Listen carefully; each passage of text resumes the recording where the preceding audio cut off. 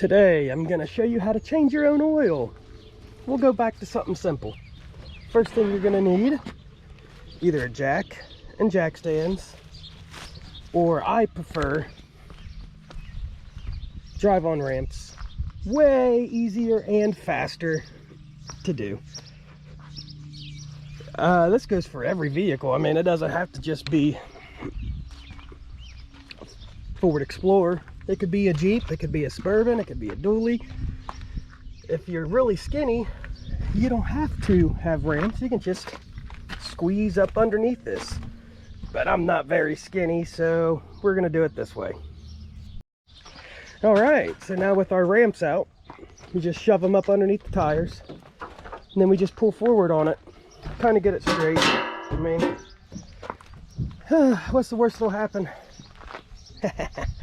Let me set you guys up and we can watch.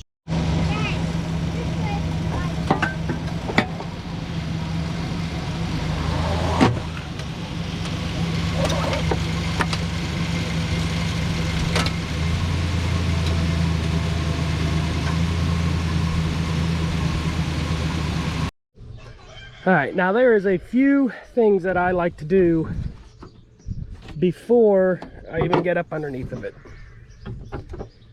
First thing is, I always take my oil fill cap and I stick it right here.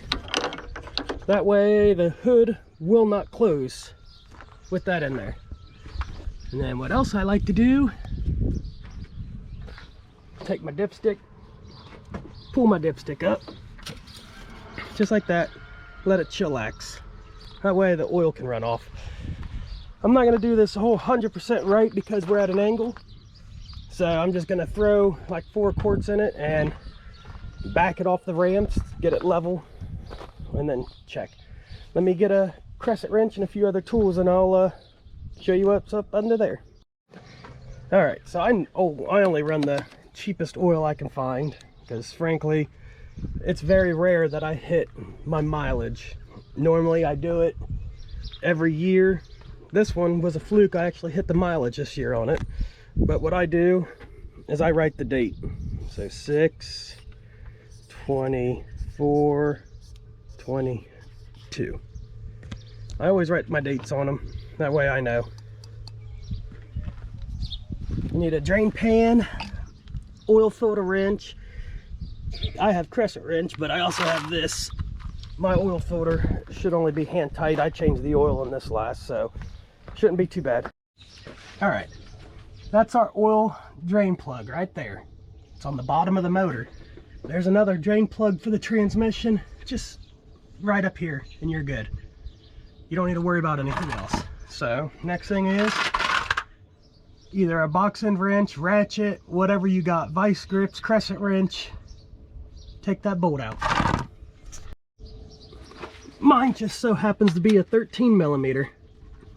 These pass-through ratchets and sockets, they're not good for much, but they're really good for oil changes. And then I pick my bowl up. Well, get it a little bit looser.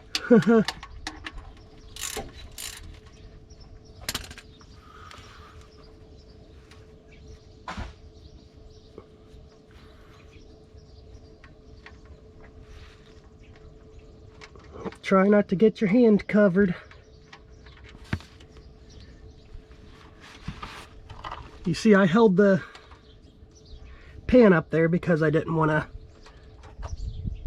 get it all covered. My old ramp is all creaky.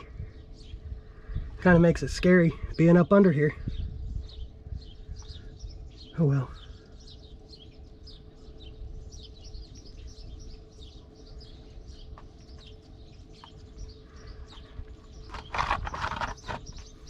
All right, I'll turn you back on when this is all drained. Kind of sounds like an old man pissing. You can let it sit here for an hour and drain if you want. I'm not. It's empty. That little bit ain't gonna hurt jack shit.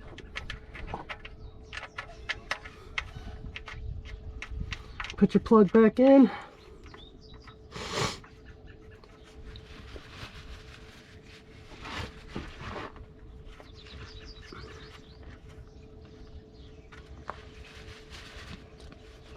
tighten it up. You don't need to be Hulk, Mr. Hulk, and tighten it up so tight you got to use an impact. I mean, common sense, people. Because if you go too tight, you'll be changing the oil pan. Trust me. Wipe up our mess. Nice and pretty. Ooh, these ants are biting. Now, find your oil filter. Mine is right up there. And you see it? You just get your hand on it and untwist. If it's, let's see if I did it right last time. It should just, hand tight is all you need on these oil filters. People want to put a wrench on there and tighten them up. Look at that. Right there. And it's loose. That's all you do. Hand tight. You got all these people that want to be, I don't know. I don't know what this world's coming to. Make sure you put your pan under it. I let it trickle drain. While it's doing that, take my new oil filter, dip my finger, and I just put around the seal. Alright, I'm going to let that drain out, and I'll turn you back on when I get the oil filter off. Alright, old oil filter off. You want to make sure that that gasket that we oiled is on the old one, because if not, sometimes they like to get stuck up in the top, and then you end up double gasking it, and then you have a massive oil leak. I mean, massive. So what we're gonna do is take our oil filter and you just thread it right on top of there, just like that. Hand tight. 1, 2. You'll feel it snug up. And that's it. Now we're gonna put some oil back in her. Start her up, get it off the ramps, get it on level ground, check it. What, bud? Yeah, they laid an egg.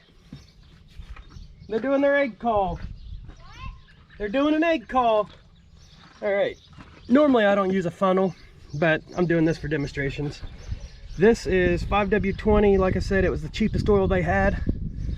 I normally always hit a year before I have to change my oil because I don't drive enough.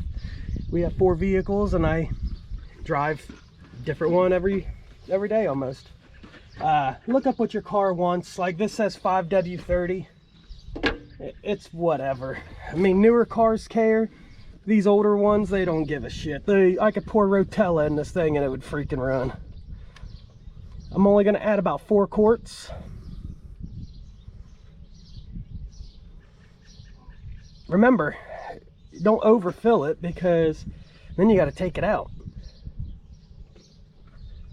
So what I do, like I said, I'll just pour about 4 quarts in it.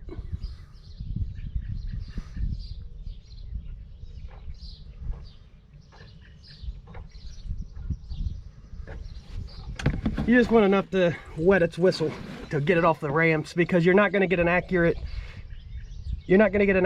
oil fill with it being tilted. You want to check your all fluids on flat level ground. So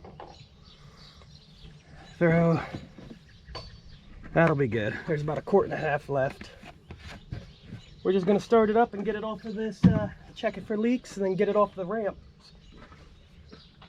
where we can check it.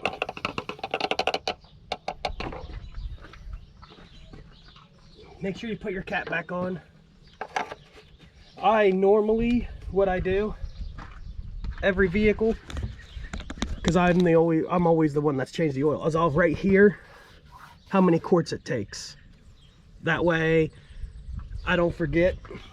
I can just pop the hood, be like, oh, it needs this plus this filter. Normally I only use Wix filters too, so I'll write the oil filter number down. That way It's idiot proof. You don't have to go look in a book and all this other stuff. All right, I'm gonna start it up real quick. We're gonna check for leaks under it, or if it knocks.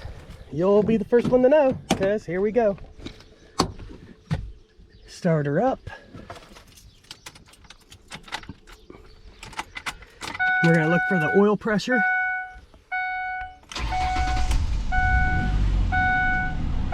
Got oil pressure. Gonna run under here. Make sure we're not dumping oil out.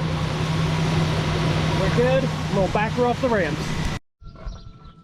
All right, new towel. Gonna check our oil. Mind you, I only put about 3.5, 4 quarts in it, so I already know it's gonna be low. But if you look, it's right below this add mark. When it's at that add mark, that means you need to add a quart to get it up. So I was damn near perfect. What we'll do now,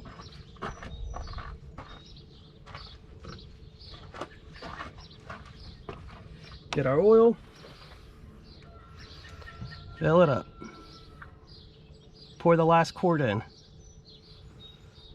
As long as it's in between the marks,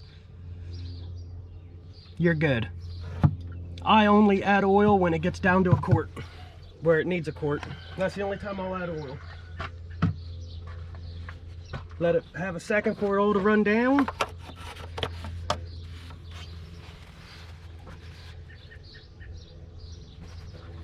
Pull our dipstick.